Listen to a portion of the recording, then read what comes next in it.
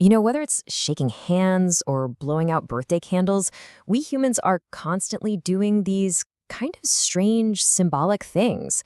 And what's wild is you see them in every single culture on Earth, going back thousands of years. So what's the deal? What are these rituals actually for? Yeah, really think about it. We do this stuff all the time without even thinking, but they don't really have a practical purpose, do they? Knocking on wood isn't going to change the laws of physics. And hey, that birthday cake tastes just as good whether you blow out the candles or not. So, why on earth do we bother? And look, this isn't some dusty, ancient mystery. Ritual is a huge part of our lives right now. I'm talking from the corporate boardroom all the way to the ballpark. To really get why, we've got to first figure out, okay, what even is a ritual? And maybe more importantly, what's it doing to our brains? All right, so let's break it down. What's the difference between just a habit, like brushing your teeth, and a really powerful ritual? It seems kind of subtle, but believe me, it's a huge deal. Okay, here's the official scientific take. The two big things to notice are predefined sequence, meaning you gotta do it in a certain way, and lacks direct instrumental purpose. That's just a fancy way of saying the action itself doesn't do anything in the real physical world. Its power, it's all symbolic. And this comparison here, it really nails it. A ritual takes something totally normal and, well, it makes it a little strange, a little special. Like washing yourself, that's just hygiene.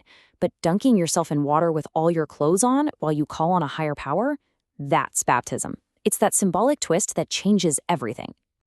Okay, so if these rituals don't have a practical point, what do they do? Well, turns out they have a huge, and I mean measurable, effect on our minds, especially when it comes to dealing with anxiety. To see just how this works, researchers set up a pretty nerve-wracking test. I want you to imagine this. You're told you have to sing "Don't Stop Believing" in public into a microphone, and you're going to be scored on it. Yeah, for most of us, that's a recipe for instant panic, right? And the results were, honestly, pretty amazing. See, some of the singers did this simple little ritual the researchers just made up right before they performed. And that group, they were way more accurate.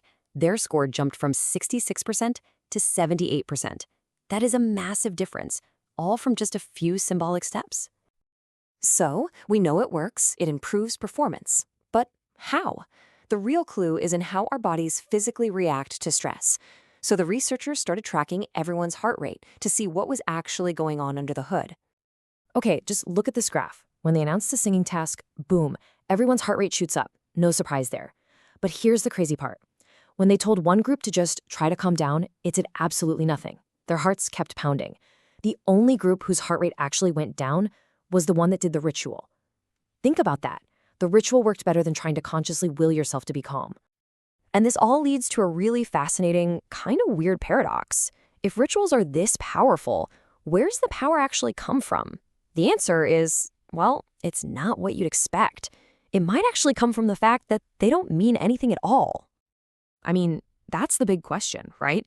How can something as random as drawing a picture, sprinkling salt on it, and then throwing it away, how can that have a real physical impact on how well you sing or how fast your heart is beating? It sounds kind of nuts. Well, get this. In another study, researchers had two groups do the exact same series of actions before a really tough math test. One group was told, hey, just do these random things. The other was told this is a ritual. And the ritual group, they scored a whole point higher. The actions were identical. The only thing that changed was the name they gave it. So here's the big takeaway. The magic isn't in the specific steps. It's not in the salt or the counting or whatever. The power is in your head. It's the simple belief that you're performing a ritual, this formal, symbolic act that actually unlocks all those anxiety-busting benefits.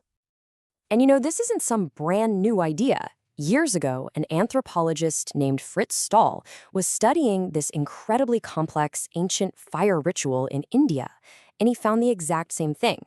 The people doing it, they weren't really worried about what it all meant.